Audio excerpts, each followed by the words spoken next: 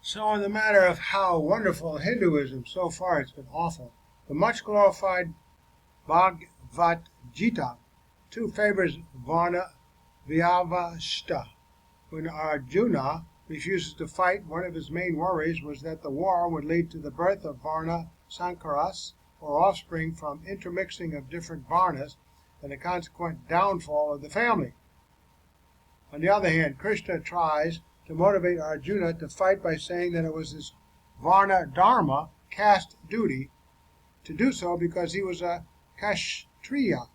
In fact, Krishna goes to the extent of claiming that the four varnas were created by him only. Thus, everybody's picking up their own stuff. Arjuna's main problem was being born a Christian. Well, let's just move on down. This is utter nonsense, and let's get some conclusions going on this. So unlike the Bible, Hinduism is not to be based on logic, and no critical viewpoint is permitted. A dictatorial and cruel religion that is not based on reason, with a caste system that causes arbitrary and cruel persecution and punishment. And it goes on. We'll get to the next conclusion. Treating women as unequal. All kinds of manipulation. Prohibiting intermarriage. Reasons for rejecting varna-vyavastha. I reject varna-vyavastha because it is irrational, unjust, undemocratic, being opposed to the democratic and human values of liberty, equality, and fraternity. The varna-vyavastha is opposed to the value of liberty as it denies the freedom to choose one's occupation and marriage partner to one and all. Everyone must join the occupation of his varna and must marry within his varna. Similarly, it denies the freedom to study to the Shudras, and the women in particular. Even the Vaishya must study the Vaishyas before he studies anything else. Otherwise, he becomes a Shudra. Incidentally, according to Manusmriti, there are several ways by which a Brahmin or Dvija may become a Shudra, but there is no way by which a Shudra may become a Brahmin. And on and on and on. Let's see some more. If anyone studies the Vedas on his own, he or she will go straight to hell. Wow. What is this? Is this a horror story? I couldn't make up a worse movie. What the apologists say in defense of the varna-vyavastha. Let me consider what the apologists of varna-vyavastha have to say in its defense. A standard defense of varna-vyavastha is to say that it is a system of division of labor. Oh, wow. Easy to grant that division of labor is essential for any complex society, but it is equally easy to see that the varna-vyavastha is not a system of division of labor based on aptitude and capability. It is a system of division of labor based on birth. And on and on.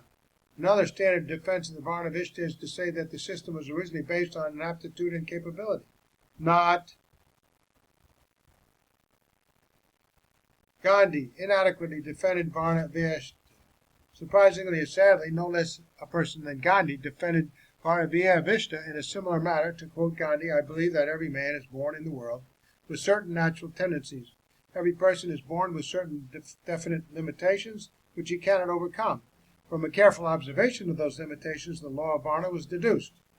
Really, it establishes certain spheres of action for certain people with certain tendencies. This avoided all unworthy competition. Whilst recognizing limitations, the law of varna admitted of no distinction of higher and low. Really, that's a lie. And on the one hand, it guaranteed to each the fruits of his labors. On the other hand, it prevented him from pressing upon his neighbor. This great law has been degraded and fallen into disrepute. But my conviction is that an ideal social order will only be evolved when the implications of this law are fully understood and given effect to. And what else do we have to say? I'm done with this. This is just puts a bad taste in my mouth, how people can treat other people.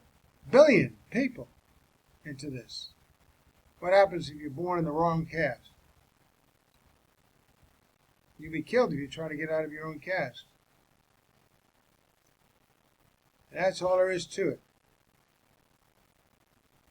Conclusion. I categorically reject major Hindu religious beliefs, including the doctrine of the infallibility of the Vedas, varnashram dharma, moksha kamavada, and atta vada. I am not an admirer of Ram and Krishna, but I also do not believe in idol worship or the Hindu taboo of not eating beef. I support logical and scientific thinking and a singular, secular, rational morality based on human values of liberty, equality, and fraternity.